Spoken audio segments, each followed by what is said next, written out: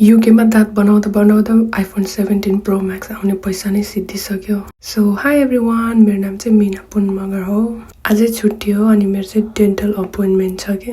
अनि आजको mini blog चाहिँ म मेरो क्यामेराबाट बनाउँदैछु। म त भिडियो सेभ गर्दाखेरि थाहा पाएन, पछि एडिट गर्दा चाहिँ थाहा भयो कि त्यो क्यामेराको लोगो सहित सेभ भएको रहेछ के।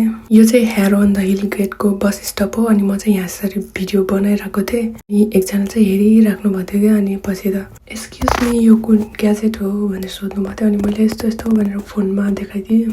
अनि मलाई चाहिँ कस्तो खुसी लाग्यो कि त्यो कुराले। डेन्टल गएपछि क्या केही खानु मिल्दैन नि त, सो त्योभन्दा पहिले चाहिँ केही बनाएर खानु पर्यो भनेर मैले चाहिँ नुडल्स बनाएर खाँदैछु। भिडियो बनाउने चक्करमा म त यो सस त कति धेरै हालेछु कि। तपाईँहरू पत्याउनुहुन्छ कि हुँदैन, मैले चाहिँ जन्मेदेखि अहिलेसम्म डेन्टलमा गएको थिएन कि। अनि यहाँ युकेमा आएर चाहिँ डेन्टल भिजिट गर्न थालेको 5-6 चोटि भइसक्यो। यो चाहिँ लास्ट टाइम हो। अनि यति धेरै पैसा गइरहेछ कि गयो कि आइफोन 17 प्रो मैक्स आउने भन्दा धेरै पैसा गइसक्यो क्या। बट के गर्नु, बनाउनै पर्यो। झन् बनाएन भने झन् पछि त्योभन्दा नि बढी जान्छ। म चाहिँ नुडल्स खाइरहेको थिएँ अनि चस्मा लगाएको त त्यो बाफ त सब चस्मामा गइरहेको रहेछ क्या।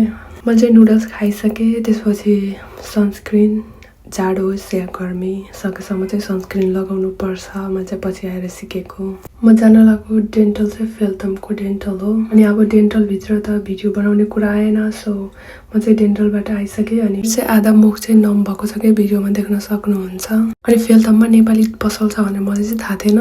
त्यो डेन्टलको छेउमा चाहिँ नेपाली पसल थियो अनि म चाहिँ गएर थोरै के सामानहरू किनेँ। मलाई चाहिँ त्यो मामा भन्ने नेपाली चाउचाउ हुन्छ नि सानो प्याकेटको थियो अनि इमली अनि अरू के भन्छ त्यो नामै आएन मलाई त। खै के हो अलिअलि सामान किनेँ, त्यसपछि म चाहिँ फर्किएँ। अनि यो चाहिँ फेल्थमको पार्क हो। अनि अस्ति क्यामेराको एसेसरिज मगाएको थिएँ कि फलाममा टास्नु मिल्ने। अनि कस्तो राम्रो के फलाममा टास्ने अनि आफ्नो भिडियोहरू बनाउने, एक्लै भए पनि भिडियोहरू बनाउनु मिल्ने के, कस्तो राम्रो। त्यसपछि त्यो दिन यति गयो अनि बेलुका चाहिँ हामीले ढिँडो खायौँ मजाले।